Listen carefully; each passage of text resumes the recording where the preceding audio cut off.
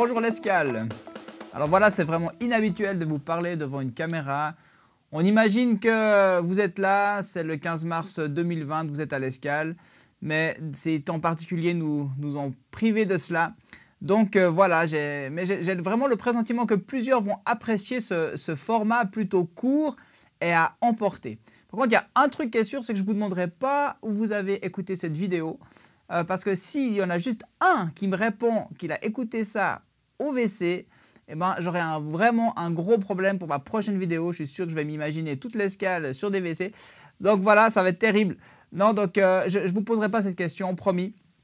Mais c'est vrai que c'est quand même sympa de pouvoir une fois écouter un message comme ça sur une petite vidéo.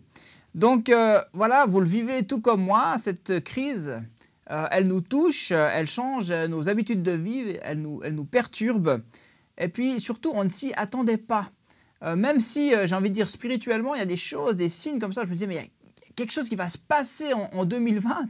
On parlait de réveil et je crois que cette crise peut offrir un réveil, peut nous amener quelque chose de très bon. Mais en l'occurrence, on ne s'y attendait pas. Tout allait tellement bien. Et je ne parle pas juste du monde, nous les chrétiens, hein, je parle, voilà, tout le monde semblait bien aller, hein, on court jour après jour dans un peu la folie du monde, hein, on court, on ne sait pas vraiment dans quelle direction, mais on court. Le monde fonctionnait sans vraiment se poser de questions. Et puis soudainement, un virus, quelque chose qu'on ne voit même pas à l'œil nu, vient tout stopper. C'est quand même fort, quoi. Quelque chose qu'on ne voit même pas vient arrêter l'économie, les transports, les écoles. C'est dingue. Alors, j'aimerais tout d'abord dire à tous ceux qui sont malades que nous prions pour vous. Nous prions aussi, bien sûr, pour les autorités de notre canton, de notre pays, qui doivent prendre de nombreuses décisions, des décisions qui ne sont pas faciles, il y a souvent des pressions. Nous prions pour vous. On demande ensemble que vous ayez la sagesse divine. Nous prions aussi pour tout le corps médical qui est déjà très actif et qui sera encore très sollicité dans les prochaines semaines. Il est peut-être bon et utile de rappeler que cette situation ne va pas durer. C'est l'histoire de quelques semaines. C'est vrai, on ne sait pas exactement combien de temps. Mais ce qui est certain, c'est que ça va marquer les esprits. On va s'en souvenir. Chers parents, on va se soutenir aussi. 6 semaines avec nos enfants H24 pourraient laisser plus de traces que le virus lui-même. Alors on va se soutenir. Et je profite de rappeler que nous avons un groupe WhatsApp Escale Family et on postera régulièrement des petits encouragements. Vous pourrez aussi mettre un sujet de prière sur ce groupe. Et ceux qui veulent s'y ajouter, vous pouvez le faire simplement en m'écrivant un SMS, un WhatsApp ou en me téléphonant. Le numéro de mon attel s'affiche à l'écran maintenant. Les enfants, s'il y a des enfants qui regardent ce petit message, eh ben, je peux vous dire que vous n'allez pas vivre ça 2 fois. Et puis, même si peut-être ça vous perturbe aussi un peu, j'aimerais vous aussi prier pour vous, aussi vous encourager. Mais prenez ça d'une manière positive. Et puis, tout sera mis pour que vous puissiez travailler à distance. Alors, pas d'inquiétude, vous n'allez pas manquer vos cours, même si les ECR sont repoussés ou je ne sais quoi. Eh bien, tout va bien se passer. Mais moi, je vous le dis, j'aurais bien voulu être à votre place. Parce que combien de fois j'ai espéré qu'il se passe un truc phénoménal qui me permette de rester à la maison. Mais rien. Toutes ces années d'école, rien. Alors, c'est vraiment historique ce que vous vivez. Profitez-en. Mais donc oui, ça va nous marquer. Et je me disais, voilà, c'est l'occasion de se poser des questions, des bonnes questions. C'est un peu des moments surréalistes qu'on vit. Et une question qui me semble peut-être pertinente en tant qu'Église. Sommes-nous prêts? Avons-nous ce qu'il faut pour répondre, pour traverser, pour œuvrer au milieu d'une telle crise? Certains me disaient même qu'il y avait un petit air apocalyptique. Alors moi, je vais prendre ça comme une chance, la chance d'avoir l'occasion de tester notre dispositif, notre réactivité, notre proactivité, nos ressources. Sommes-nous prêts? Il y a un truc qui me frustre beaucoup, c'est lorsque, par exemple, je suis en déplacement, je sais pas, pour une visite, une pastorale, ne sais-je, et puis en revenant, c'était prévu que j'aille chercher un de mes enfants qui terminait son sport. Puis là, voilà, je me retrouve pris dans un bouchon. Et c'est à ce moment-là que j'ai plus de batterie. Mon attel est off, plus de batterie, plus rien. Puis c'est aussi à ce moment-là que le fil qui est censé être dans la voiture pour brancher mon attel n'y est pas. Je ne sais pas, bien sûr, généralement je pense que c'est ma femme qui l'a pris, mais dans les faits, elle a pas la même marque de Natel que moi, donc voilà, mais bon, ça me soulage un peu de penser que c'est elle qui l'a rangé quelque part. Enfin voilà, donc pas de fil, pas de batterie, je suis mal, je peux pas téléphoner à ma femme, je peux pas la prévenir que je serai en retard ou lui dire d'aller vite chercher un de nos enfants. Donc là, c'est là que j'ai besoin de batterie, puis là, j'en ai pas.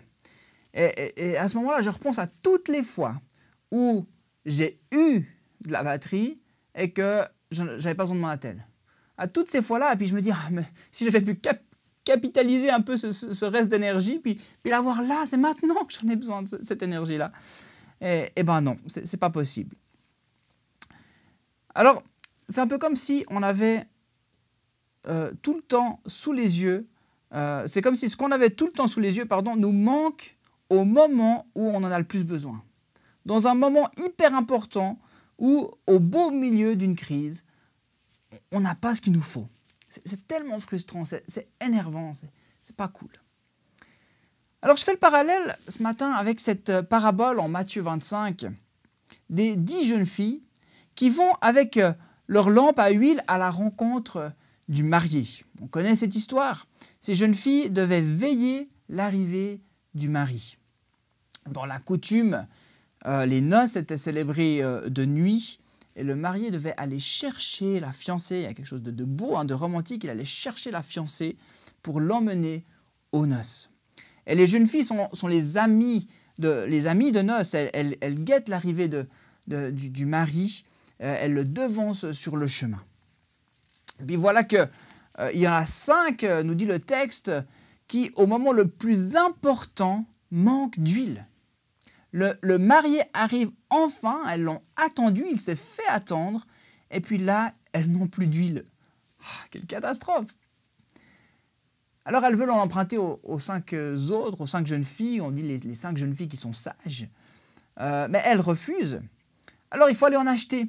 Et puis là, on imagine les rayonnages des magasins vides, il n'y a plus d'huile, parce tout le monde veut de l'huile.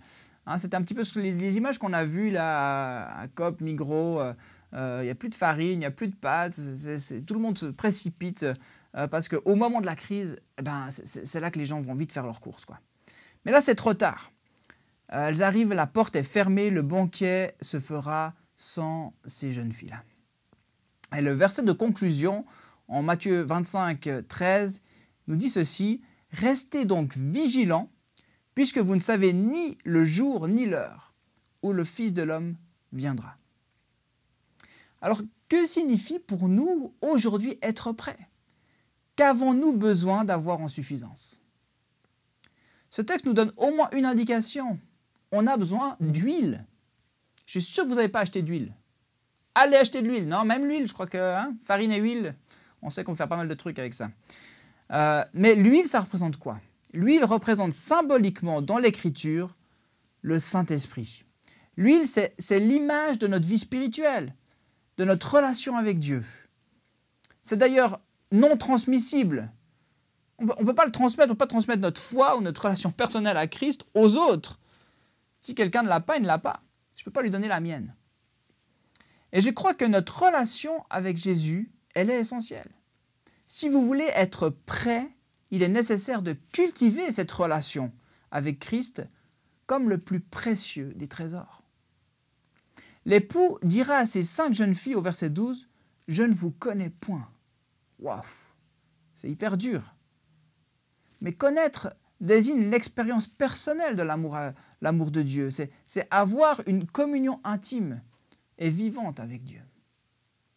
Alors, en tant qu'Église, être prêt, c'est avoir une relation intime et vivante avec Christ par le Saint-Esprit.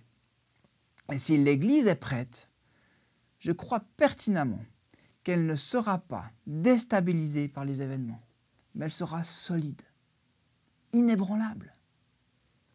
Je crois qu'elle ne sera pas effrayée, mais au contraire, elle sera paisible. Je suis persuadé aussi qu'elle ne subira pas les circonstances, elle ne restera pas immobile comme paralysée, mais elle va pouvoir agir avec créativité.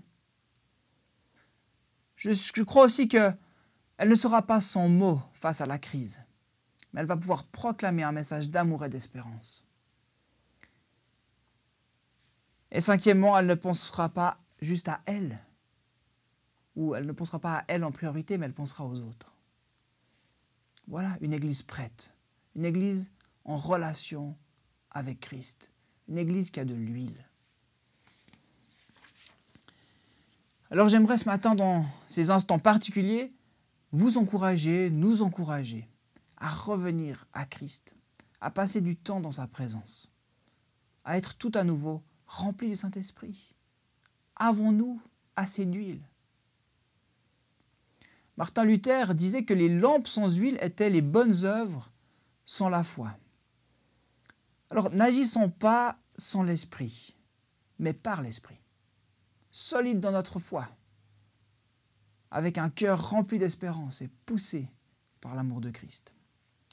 Des temps comme ceux-ci, il y en aura encore d'autres. Bien sûr, ils seront différents, et ils seront aussi inédits. Mais ma question pour toi ce matin, seras-tu affolé ou en paix? Seras-tu paralysé ou actif? Sans mots ou porteur d'un message d'espoir? Pourras-tu dire finalement, la crise est arrivée, mais j'ai pu y faire face, j'étais prêt. Nous sommes l'Église, c'est nous l'Église, ce n'est pas un bâtiment, c'est pour ça que même au travers d'une caméra, on peut faire quelque chose. C'est nous l'Église, mais c'est à nous aussi que Dieu adresse ce message. Veillez, soyez prêts. Alors que le Saint-Esprit vous visite là où vous êtes maintenant, qu'il vous remplisse afin que vous soyez prêts, que nous soyons prêts, débordant de sa présence. Vous pouvez dire Amen avec moi? J'entends pas. Je vous embrasse bien fort. Je me réjouis de vous retrouver à travers une vidéo ou en live. Et puis vraiment que le Seigneur vous bénisse et vous donne une bonne semaine. À bientôt, bye bye.